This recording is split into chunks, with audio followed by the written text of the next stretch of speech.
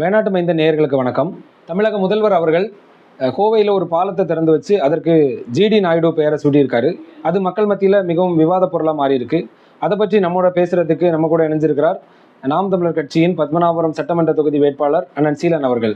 வணக்கம். வணக்கம். கோவையில் ஸ்டாலின் அவர்கள் ஒரு பாலத்தை திறந்து வச்சு அதற்கு ஜிடி நாயுடு அவர்கள் பெயரை சூட்டியிருக்காங்க. இது மக்கள் மத்தியில் ஒரு பெரும் விவாத பொருளாக மாறி இருக்கு. இதை பற்றி உங்கள் கருத்து என்ன? இப்போ சமீபத்துல தான் தமிழக அரசு ஒரு அரசாணை வெளியிட்டிருக்காங்க. அந்த அரசாணையில என்ன வெளியிட்டிருக்காங்க அப்படின்னா, பாலங்கள், குடியிருப்புகள், அதே போல நீர்நிலைகள், தெருக்கள், இதுல இருக்கக்கூடிய சாதிய பெயர்களை முற்றிலும் நீக்கிவிட வேண்டும் அப்படின்ட்டு ஒரு ஜிஓ பாஸ் பண்ணியிருக்காங்க. ஒரு அரசாணை வெளியிட்டிருக்காங்க. அப்ப அந்த அரசாணையை அரசே வெளியிட்டு விட்டு அடுத்ததாக இவர்கள் ஒரு பாலத்தை திறக்கிறார்கள். குறிப்பாக நம்மளுடைய முதல்வர் அவர்கள் ஒரு பாலத்தை திறக்கிறாங்க. எங்க இருக்கு அந்த பாலம் அப்படின்னா, கோவை அவினாசியில 10.10 கிலோமீட்டர் தூரத்துக்கு 301 தூண்கள் அமைச்சு, அப்போ தமிழகத்தில் ஒரு பெரிய பாலத்தை திறந்து வைக்கிறாங்க. அந்த பாலத்துக்கு ஜிடி நாயுடு அப்படிங்கிற ஒரு சாதி பெயரை தாங்கிய ஒரு அறிவியலாளர், ஒரு கண்டுபிடிப்பாளர், அவருடைய பெயரை வந்து போடுறாங்க. அப்போ ஒட்டுமொத்த தமிழகமும் அதற்கு நேர் எதிராக மாறிக்கொண்டிருக்கிறது. என்ன காரணம்? நீங்களே பாலங்களுக்கு, நீர்நிலைகளுக்கு, தெருக்களுக்கு, அப்புறம் குடியிருப்புகளுக்கு சாதி பெயர்களை நீக்க வேண்டும் என்று ஒரு உத்தரவு போட்டுவிட்டு அந்த உத்தரவை அரசே மீறுவது நியாயமா? அப்போ அடுத்த கேள்வி வருது, அப்ப இந்த பாலத்துக்கு என்ன பெயர் வைக்கலாம் அப்படின்ட்டு. நாம தமிழ் தேசியர்களாக நாம இந்த தமிழ்நாட்டின் மண்ணின் பூர்வீக குடிமக்களாகிய நாம என்ன கோரிக்கை வைக்கிறோம் அப்படின்னா, தீரன் சின்னமலை அவருடைய பெயரை வைங்க அப்படின்னு சொல்லிட்டு சொல்றோம். சுதந்திர போராட்ட தியாகி, அவருடைய பேரை வைங்க அப்படின்னு சொல்லிட்டு நம்ம வந்து கோரிக்கை வைக்கிறோம். அவங்க அப்படி இல்லை, இவரோட பேரு தான் வச்சாகணும் அப்படின்னா நீங்க என்ன பண்ணிருக்கணும்? அந்த ஜிடி நாயுடு இருக்குல்ல, அந்த ஜிடி அது கூட ஆங்கில பெயர் தான், அதுவே தமிழாக்கம் கிடையாது. அப்ப என்ன பேர் அதுல போட்டிருக்கலாம்? கோபால்சாமி துரைசாமி, அதுதான் ஜிடி அப்படிங்கிற பேரு. அவருடைய அப்பா பேரு கோபால்சாமி, இவரோட பேரு துரைசாமி. அப்போ கோ துரைசாமி அப்படின்னு கூட நீங்க போட்டிருக்கலாம். போட்டிருந்தா கூட யாரும் ஒன்றும் சொல்லியிருக்க மாட்டாங்க. ஆனா நீங்க முற்றிலும் மாறாக இதை போட்டிருக்கீங்க. அது மட்டும் இல்ல, இந்த நாயுடு அப்படிங்கிற பேரு தெலுங்கர்களின் பேரு. அது தெலுங்கை சார்ந்த ஒவ்வொரு அடையாளங்களையும், தெலுங்கை சார்ந்தவங்களுடைய பேரை நிறுவனம் அப்படிங்கிறது உங்களுடைய இந்த திராவிட முன்னேற்ற கழக அரசோட நிலைப்பாடா? ஏன் இங்க தமிழர்கள் யாரும் இல்லையா? தமிழ் தலைமைகள் இல்லையா? தமிழர்கள் முன்னோர்கள், அதாவது மாண்புமிகு வாழ்ந்த முன்னோர்கள் இங்க இல்லையா? இங்கே வந்து சுதந்திர போராட்ட தியாகிகள் இல்லையா? தங்களை அர்ப்பணித்தவர்கள் இல்லையா? எத்தனையோ பெரிய பெரிய ஆளுமைகள் கோவை மண்ணில் இருந்த பிறகும் நீங்கள் திட்டமிட்டு உங்களுடைய சாதிய பின்புலத்தை சார்ந்த ஒரு ஆளுமையை அந்த பாலத்திற்கு சூட்டி, அந்த பாலத்துக்கு நிரந்தரமாக அவர்களுடைய பெயரை சூட்ட வேண்டும் என்று நீங்க நினைக்கக்கூடியது, அதுவும் அந்த சாதிய பெயரோடு சூட்ட வேண்டும் என்று நினைக்கக்கூடியது ஒரு தெலுங்கு ஆதிக்கத்தை தமிழகத்தில் நிலைநாட்டக்கூடிய ஒரு செயலாக தெரியவில்லையா? இது கண்டிப்பாக தமிழர்கள் யாரும் ஏற்றுக்கொள்ள மாட்டார்கள். அந்த பாலத்திற்கு இந்த மண்ணின் விடுதலைக்காக, சுதந்திரத்துக்காக போராடி மாண்ட தீரன் சின்னமலை அவர்களுடைய பெயரை தான் நிறுவ வேண்டும் என்பது நாம் தமிழர் கட்சியோட நிலைப்பாடு. இப்போ நீங்க சொன்ன மாதிரி அது ஒரு சாதிய பெயர் அப்படின்றத நம்ம ஏத்துக்கலாம், அதை நீக்கிறதுக்கான பரிந்துரை ஏத்துக்கலாம். ஆனா அதே சமயம் அவர் ஒரு அறிவியலாளர், கண்டுபிடிப்பாளர் அப்படின்ற நோக்கத்துக்காக அவர் பெயர் வச்சிருக்கலாம் இல்லையா? இப்ப அதே நீங்க சொல்றீங்க தெலுங்கர் அப்படின்ற ஒரு தெலுங்கர் அப்படின்றத தாண்டி கோவை மண்ணில் தான் அவர் வாழ்ந்திருக்காரு. அப்போ கோவை மண்ணின் பெருமைக்காக பெருமை சேர்த்த ஒரு அறிவியலாளர் அப்படின்ற நோக்கத்துக்காக அவர் பெயர் சூட்டப்பட்டிருக்கலாம் இல்லையா? கோவை மண்ணில அவர் இன்னும் ஒண்ணு பண்ணியிருக்காரு, கள்ள நோட்டு கூட அடிச்சிருக்காரு அண்டர் கொண்டல இருந்துட்டு.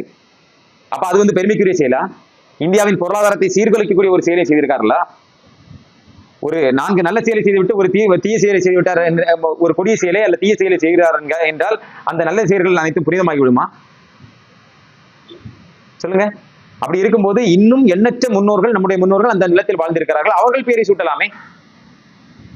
இப்போ பொதுவா திராவிட கட்சிகள், குறிப்பா திமுக வந்து சமூக நீதி, அதாவது சாதிய மறுப்பு கொள்கைகளுடையது, சாதிய மறுப்புக்காக போராடுகிறது. அப்பேற்பட்ட ஒரு திமுக மேல அவங்க சாதிய நோக்கத்திற்காகத்தான் இதை நடத்துனாங்க அப்படின்னு நீங்க ஒரு குற்றம் சாட்டுறது ஏற்புடையதா இருக்குமா?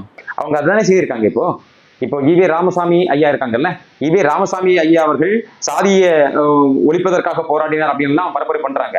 அவர் கூட தானே இந்த ஜிடி நாயுடு இருந்திருக்கிறாரு. அப்ப அந்த காலத்திலேருந்து அவர் வந்து பக்கத்துல இருந்த ஒருத்தரோட சாதி பெயரை நீக்கிறதுக்கான ஏற்பாடுகள் அவர் பண்ணலையே. அப்ப எப்படி அவங்க சாதியை ஒழிச்சிருக்காங்க? அவர் ஈவே ராமசாமி அவர்கள் கையெழுத்து போடக்கூடிய இடங்கள்ல கூட ஈவே ராமசாமி நாயுடு அப்படின்னு சொல்லிட்டு தானே போட்டிருக்காரு, நாயக்கர் அப்படின்ட்டு. அப்ப எங்க அவங்க சாதியை ஒழிச்சாங்க? சாதிய ஒழிப்புங்கிறது வெறும் கண் துடைப்பாக தான் இவங்க வந்து தமிழ்நாட்டில் நிறுவி இருக்கிறாங்க. எதுக்கு? இங்க உள்ள சாதிகளை மட்டுப்படுத்தி அவர்கள், அதாவது தெலுங்கு சாதிகளை இங்க வந்து மேம்படுத்துறதுக்காகவும் நிலைநிறுத்துறதுக்காகவும் ஆளுமை செலுத்துவதற்காக தான் இந்த வேலையை வந்து இவங்க கொண்டு வந்திருக்காங்க. சரியா இல்லையா? தமிழர்களை அறிவுப்படுத்தி அவர்களுடைய சாதியை சார்ந்தவர்களை இங்க ஆளுமை செலுத்தக்கூடிய ஒரு வலிமை மிக்கவர்களாக மாற்ற வேண்டியங்கிற நோக்கத்துல தான் இது கொண்டு வரப்பட்டதை பார்க்குது. அப்படி இல்லைன்னா இவர் இந்த ஜிடி நாயுடோட பேர்ல என் சாதி இப்ப இருக்கு, உங்க கூட வாழ்ந்த ஒருத்தருக்கு பேர்ல சொல்லுங்க. அது சாதியை இவங்க ஒழிக்கல, தமிழ் மொழியை இவங்க காப்பாத்தல. தமிழ் மொழியை இவர்கள் காப்பாத்திருந்தாங்க அப்படின்னா ஜிடி அப்படிங்கிற ஆங்கில வார்த்தை இங்க எப்படி வந்திருக்கும்? இனிஷியல் எப்படி வந்திருக்கும்? தமிழ்ல தானே வந்திருக்கணும். தமிழ்ல தானே வந்திருக்கணும். கோ துரைசாமி, கோபால்சாமி, துரைசாமி. கோபால்சாமி அவங்க அப்பா பேரு, துரைசாமி இவரோட பேரு. அப்ப உண்மையிலே அவர் வந்து தமிழ் பற்றி உள்ளவங்களாக தமிழை காப்பாற்றக்கூடிய ஒரு செயலை செய்திருந்தால் அவர் என்ன போட்டிருக்கணும்? கோ துரைசாமின்னு போட்டிருக்கணும். அப்படித்தானே? ஏன் போடல? அப்ப அவர்கள் சாதியை ஒழிக்க வந்தவர்கள் அல்ல, அவர்களுடைய சுயசாதியை நிலைநாட்ட வந்தவர்கள். தமிழ் தேசியம் சார்ந்த பெயர்கள் தான் வேணும் அப்படின்னா நிறைய பேர் தலைவர்கள் இருக்காங்கல்ல, தீரன் சின்னமலையோட பேரை நீங்க சொல்றதுக்கு காரணம் என்ன? தீரன் சின்னமலை அவர்களுடைய பெயரை சொல்றதுக்கான காரணம், சுதந்திர போராட்ட தியாகி, தங்களுடைய உயிரையே அர்ப்பணித்து சுதந்திரத்துக்காக, இந்திய நாட்டின் சுதந்திரத்துக்காக போராடி உயிர் நீத்தவர், தூக்குல தொங்கினவர். சரியா? அதனால அவர் தன்னை அர்ப்பணித்திருக்காரு இந்த நாட்டோட விடுதலைக்காக, நம்ம சுதந்திரமா வாழ்றதுக்காக, சுதந்திரமா சுவாசிக்கிறதுக்காக, சுதந்திரமா பேசுறதுக்காக, யாருக்கும் அடிமையா இருக்கக்கூடாது என்பதற்காக உயிர் நீத்திருக்காரு. அப்படிப்பட்ட ஒரு மாபெரும் நம்ம ஒரு தியாகியை வந்து பேர் ஏன் போடக்கூடாது? ஒரு கேள்வி என்னன்னா, இப்போ ஒரு பாலத்துக்கு பெயர் சூட்டணும் அப்படின்னா அவர் வந்து உயிர் நீத்திருக்கணும், ஒரு சுதந்திர போராட்ட தியாகியா தான் இருக்கணும் அப்படின்னு ஏதாவது கட்டாயம் இருக்கா? அப்படி கிடையாது. ஒரு பாலம் அப்படிங்கிறது அந்த இடத்தோட ஒரு அடையாளம். ஒரு மக்கள் வரிப்பணத்துல 1791 கோடி ரூபாய் செலவு பண்ணி கட்டியிருக்காங்க. அப்படி கட்டப்பட்ட, அதிக செலவு செய்து கட்டப்பட்ட ஒரு பாலம் ஏறத்தாழ 1 கிலோமீட்டருக்கு 170 கோடி கிட்ட செலவு பண்ணியிருக்காங்க. பொதுவாக ஒரு பாலத்துக்கு செலவு பண்ணணும் அப்படின்னா ஒரு 18 கோடி வரைக்கும் செலவு பண்றது வழக்கம். ஆனா இது அதற்கு பல மடங்கு, 10 மடங்குக்கு மேல 170 கோடி வரைக்கும் ஒரு கிலோமீட்டருக்கு செலவு பண்ணி மொத்தமாக 1791 கோடி ரூபாய் செலவு பண்ணி இந்த பாலத்தை கட்டியிருக்காங்க. 10.10 கிலோமீட்டர் தூரத்துக்கு, கோவையில அவினாசி வரைக்கும். அப்ப இவ்வளவு பெரிய ஒரு பாலத்திற்கு அதன் அடையாளமாக அந்த மண்ணில வாழ்ந்த அந்த மக்களுக்காக உயிர் நீத்த ஒருத்தருக்கு பேரை சுற்றல என்ன தயக்கம், என்ன பிரச்சனை, என்ன சிக்கல்? இப்போ ஜிடி நாயுடுவும் அந்த மண்ணில் வாழ்ந்தவர் தானே, அந்த மண்ணின் பெருமைக்காக. இப்போ அந்த மண்ணுடைய கோவை மண்ணிலிருந்து ஒரு அறிவியலாளர் அப்படின்றது அது அந்த மக்களுக்கு பெருமை தானே. அப்போ தீரன் சின்னமலை உயிர் நீத்தாரு அப்படின்னு அப்ப அதுக்காக தீரன் சின்னமலை பேர் மட்டும்தான் வைக்க முடியுமா? இல்ல வேற தலைவர்களும் இருக்காங்கல்ல. உங்களுடைய கருத்து தீரன் சின்னமலை அப்படின்னா அவங்களுடைய நம்மளுடைய முதலமைச்சருடைய கருத்து ஜிடி நாயுடு என்று ஏன் இருக்கக்கூடாது? இப்போ ஜிடி நாயுடு அவங்கள இப்ப என்ன சொல்றாங்கன்னா தென்னாட்டின் எடிசன் அப்படின்னு சொல்றாங்க. எடிசன் வந்து என்னென்ன கண்டுபிடிப்புகள் கண்டுபிடித்தார், இந்த உலகத்துக்கு சமர்ப்பித்தார், இந்த உலகம் எடிசனுடைய கண்டுபிடிப்புகள்னால் எவ்வளவு மேன்மை அடைந்தது அப்படிங்கிற அத்தனையுமே உலகம் முழுக்க தெரியும், உலகம் முழுக்க மக்கள் பயன்படுத்திட்டு இருக்காங்க. ஜிடி நாயுடு கண்டுபிடித்த கண்டுபிடிப்புகள்ல எத்தனை வந்து உலகத்துல பயன்படுத்திட்டு இருக்காங்க சொல்லுங்க, குறிப்பிடும்படியே சொல்லுங்க பாப்போம். சொல்லுங்க. குறிப்பிட்டு கூறபடி அதுவும் இல்லைன்னா அப்படி இருக்கும்போது அவரை வந்து எதுக்கு அவருடைய சாதி தாங்கிய ஒரு பெயர் அப்படிங்கிறதுக்காக, அவருடைய சாதியை சார்ந்தவர் அப்படிங்கிறதுக்காக அவரை வந்து அந்த இடத்துல தூக்கி பிடிக்கணும் அப்படின்னு சொல்லிட்டுங்கிறதா முதல்வருடைய எண்ணமா? அப்போ முதல்வருக்கு வேற எந்த நோக்கமும் கிடையாது, இந்த சாதி நோக்கத்திற்காக மட்டுமே தான் ஜிடி நாயுடு. நான் ஒண்ணு கேட்கட்டுமா? நீங்க வந்து சாதி நோக்கத்துக்காக இல்ல அப்படின்னா ஜிடி நாயுடு அப்படிங்கிற பெயரை வந்து உள்ள கொண்டு வந்தீங்க. நாயுடு அப்படிங்கிற பெயரை பேர்ல இருக்கக்கூடிய சாதிய பெயர்களை ஒழிக்கணும் அப்படின்னு சொல்லிட்டு ஜிஓ பாஸ் பண்ணிட்டு அரசாணை வெளியிட்டு விட்டு அதுக்கப்புறம் மீண்டும் வந்து அதை கொண்டு வந்தீங்க, அந்த பேர் எது கொண்டு வந்தீங்க? அப்ப உங்களோட உள்நோக்கம் அதுதானே. இன்னொன்னு கேட்கிறேன், இப்போ நீங்க ஒவ்வொரு இடத்துலயும் எதை நிறுவ முயற்சி பண்றீங்க? திராவிடர்கள், அதாவது தெலுங்கர்களுடைய அடையாளங்கள் தான் ஒவ்வொரு இடத்துல நிறுவ முயற்சி பண்றீங்க. இதுக்கு முன்னாடி என்ன பண்ணீங்க? கடலுக்குள்ள கொண்டு போய் 81 கோடி ரூபாய் செலவுல பேனா சின்ன வைக்க, நினைவு சின்ன வைக்கணும்னு சொல்லிட்டு நீங்க வந்து முயற்சி பண்ணீங்க. நாம் தமிழர் கட்சியின் தலைமை ஒருங்கிணைப்பாளர் அண்ணன் செந்தமன் சீமான் அவர்கள் கடுமையான எதிர்ப்பு தெரிவிக்க வரும். நீ வச்சா நான் உடைப்பேன் அப்படின்னு சொல்லிட்டு சொன்ன பிறகுதான் அவங்க பின்வாங்கினாங்க. சரியா? அப்படி ஒவ்வொரு இடத்துலயும் அவர்களுடைய சின்னங்களை, அவர்களுடைய அடையாளங்களை நிறுவுவதற்கான முயற்சிகளை ஈடுபடுறீங்க. இதே நேரத்தில் நான் இன்னொன்னு கேட்கிறேன், இப்போ தீரன் சின்னமலை மட்டும் இல்ல, ஏராளமான நம்ம முன்னோர்கள் இருக்கிறாங்க அந்த நிலத்துல, அந்த நிலத்தின் ஆளுமைகளாக வாழ்ந்து மறைந்து போயிருக்காங்க. குறிப்பா பாத்தீங்கன்னா திருப்பூர் குமரன் கொடியை பிடிச்சிட்டு போறாரு, போகும்போது ஆங்கிலேயர்கள் அடிச்சு மண்டை உடைந்து அவர் இறந்த பிறகு கூட அந்த கொடியோட பிடிய விடல. அப்ப எவ்வளவு சுதந்திரத்தின் மேல தாகம் கொண்டு, சுதந்திரத்தின் மேல பற்று கொண்டு, எவ்வளவு உறுதியான நிலைப்பாடுல அவர் இருந்திருக்காரு. அப்படிப்பட்ட ஒரு மகத்தான ஒரு திருப்பூர் குமரன் பெயரை வந்து அங்க சுட்டலாம்ல, அதுல என்ன சிக்கல் உங்களுக்கு? சரி, திருப்பூர் குமரன் இல்ல, வஉசி. இப்போ மாடு கூட இழுக்க தயங்குகிற செக்கை வந்து அவரு இழுத்து கடுமையான சித்திரவதைகளுக்கு உட்படுத்தப்பட்டு நோய்வாய்ப்பட்டு சிறையில வந்து கடும் இன்னல்களுக்கு உள்ளாக்கி இருந்தப்புறம் அவருடைய கொள்கைகளை பின்வாங்காது வெளியே வந்து அவருடைய சொத்தையெல்லாம் விற்று, சொத்தையெல்லாம் இழந்து, அனைத்தையும் இழந்து கடைசியில மன்னனுக்கு பிழைச்சாரு. அப்படிப்பட்ட வாவு சிதம்பரனாருடைய பேரை ஏன் அவங்க சூட்டக்கூடாது சொல்லுங்க. இன்னும் நமக்கு நிறைய எண்ணற்ற மக்கள் இருக்காங்க. 1938ஆம் ஆண்டு பல்லடத்துல மொழிப்போர் போராட்டத்துல அவர் வந்து பல்லடம் பொன்னுசாமி அப்படிங்கிறவர் வந்து முதல்ல வந்து சிறைக்கு போறாரு போராட்டத்துல. ஏன் அவர் வந்து அந்த போராட்டத்தை அந்த மொழிப்போர் போராட்டத்தின் வீச்சுல தான், அதோட வெப்பத்தில தான், அதோடைய விளைவுல தான் திமுக அப்படிங்கிற ஒரு கட்சியை, திராவிட கழகம் அப்படிங்கிற கட்சியை மேலிருந்து வருது.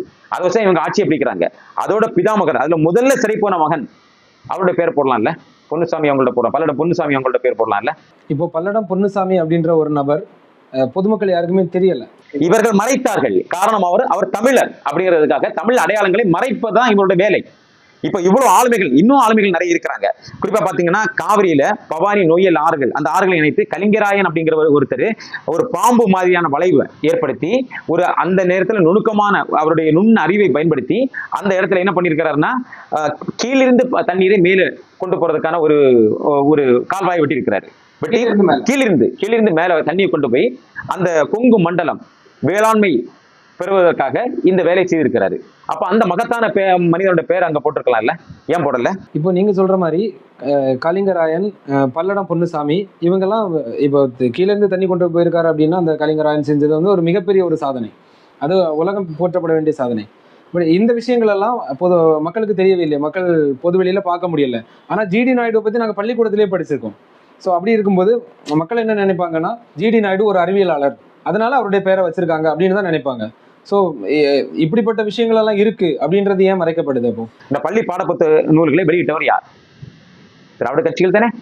அவர்கள் அவர்களுடைய சாதி சார்ந்தவர்களை தான் அந்த உயரை வந்து மேன்மைப்படுத்துவாங்க, அதை வெளியே கொண்டு வருவாங்க. தமிழர் சார்ந்த படைப்பாளிகளா இருக்கட்டும், இது போல வந்து கால்வாய் கட்டி பள்ளத்திலிருந்து மேலே தண்ணி கொண்டு வந்தவங்களா இருக்கட்டும், திருப்பூர் குமரன் போன்ற சுதந்திரத்துக்காக தங்களுடைய இன்னுயிர் இந்த சாகும் தருவாயிலும் இறந்த பிறகும் கொடி விடாத ஒரு உறுதி கொண்ட மக்களை வெளிக்கொண்டு மாட்டாங்க. வாவு சிதம்பரம் கப்பலோட்டி தமிழனை வெளியே கொண்டு வர மாட்டாங்க. இவர்கள் அவர்கள் சுயசாதி சார்ந்த மக்களை தான் வெளியே கொண்டு வரதுக்கான முயற்சி ஈடுபடுறாங்களே தவிர தமிழர் சார்ந்த ஆளுமைகளை வெளியே கொண்டு வரதுக்கு இவர்கள் தயங்குவார்கள். அதனாலதான் பள்ளி பாட புத்தகத்தில் கூட இவர்கள் இல்லை. நாம என்ன பண்றோம் அப்படின்னா, தமிழ் தேசியர்களாகி நாம என்ன பண்றோம்னா, இந்த பொன்னர் சங்கர் உட்பட அவங்களுடைய பண்பாட்டு வலிமையான பொன்னர் சங்கர் ஐயா, இவர் கலைஞர் கருணாநிதி கூட ஒரு நூல் எழுதிட்டு அப்புறம் வந்து படம் எடுத்திருந்தாங்க பொன்னர் சங்கர் அப்படின்ட்டு. அப்போ அவ்வளவு அந்த மாதிரி காப்பியம் போல உயர்ந்த அந்த மக்கள், அந்த மண்ணின் அந்த கொங்கு மண்டலத்தை சார்ந்த அந்த மக்களை ஏன் வந்து இவர்கள் பெருமைப்படுத்தல? ஏன் அந்த இவர்கள் யாராவது அவருடைய பேர் அதில் போட்டிருக்கலாமே, எந்த சிக்கலும் இல்லையே, பண்ண மாட்டாங்க. நாம வந்து என்ன பண்றோம், இந்த பெயர்கள் அத்தனை நீக்கிட்டு தமிழர் சார்ந்து அறம் சார்ந்து இயங்கிய தமிழ் ஆளுமைகளுடைய பெயர்களை வைக்க போறோம். ஜிடி நாயுடு பேர் என்ன வச்சிருக்கிறாரு அப்படின்னு ஏன் வச்சிருக்கிறாங்க அப்படின்றதுக்கான விளக்கம் நீங்க கொடுத்துட்டீங்க. அதே சமயம் இப்போ இந்த ஊர்கள் கிராமங்கள்ல எல்லாம் இருக்கிற இந்த சாதிய பெயர்களை நீக்க சொல்றதுனால இது வந்து மக்களுக்கு நன்மை பயக்குமா, இல்லை யாராவது அடையாளங்கள் அழிக்கப்படுவதற்கான திட்டம் தானே அதுவும்? அதுல ரெண்டும் இருக்கலாம். இங்க வந்து தமிழ் ஆளுமைகள் அவர்களுடைய பெயர்கள் இருக்கக்கூடிய சாதி தாங்கிய பெயர்களை வந்து அழிக்க வேண்டும், அவர்களுடைய ஆளுமைகள் இல்லாத காட்டணும் அப்படிங்கிற நோக்கத்துல கூட கொண்டு வரப்பட்டிருக்கலாம். எது கொண்டு வந்தாலும் ஒரு பொதுமையாக பார்க்கும்போது, ஒரு பொதுப்படையாக பார்க்கும்போது சாதிய பெயர்கள் நீக்கப்பட்ட ஒரு பெயர்களாக கொண்டு வரக்கூடியது நல்லது அப்படிங்கிறது ஒரு பொதுமையான கருத்து. அப்ப அந்த கருத்தை வெளியிட்டதே நீங்கள் தான், வெளியிட்டு அதை மீறுவதும் நீங்கள் தான். அப்ப உங்களுக்கு ஒரு சட்டம், மற்றவங்களுக்கு ஒரு சட்டமா? அதை நம்ம வன்மையா கண்டிக்கிறோம். நேயர்களே, சந்தேகங்களை அண்ணன்ட்ட கேட்கும்போது பல தெளிவுகள் கிடைத்தது. குறிப்பா என்ன தெளிவு அப்படின்னா, தமிழர்களுடைய அடையாளங்கள் ஒடுக்கப்பட்டு மற்ற சமூகத்தினருடைய அடையாளங்கள் ஓங்கப்படுவதாக தெரிகிறது. கலிங்கராயர் தரையிலிருந்து பள்ளத்திலிருந்து மேல் நோக்கி தண்ணி கொண்டு போனார் அப்படின்றத பார்க்கும்போது ஒரு மிகப்பெரிய அதிசயம். இவரை பற்றியெல்லாம் நம்ம பள்ளிக்கூட பாடத்தில் படிக்காம ஜிடி நாயுடு மாதிரியான ஒரு அறிவியலாளரை பற்றி நம்ம படிச்சிருக்கிறோம். அப்போ ஜிடி நாயுடுக்கு நம்ம பள்ளி புத்தகங்கள்ல ஒரு ஸ்பேஸ் கொடுக்குறாங்க அப்படின்னா, கலிங்கராயர் போன்றவர்களுக்கு ஏன் இந்த ஸ்பேஸ் கொடுக்கப்படலை? நிச்சயமா நமக்கு அந்த ஒரு சந்தேகம் எழுது. இது உண்மையிலே தமிழர்களுடைய எழுச்சியை தடுப்பதாக தான் இருந்திருக்கு. எனவே சுயசாதி வெறி கொண்ட இந்த அரசின் தவறை அரசு திருத்திக் கொள்ள வேண்டும் என்று கேட்டுக்கொள்கிறோம்.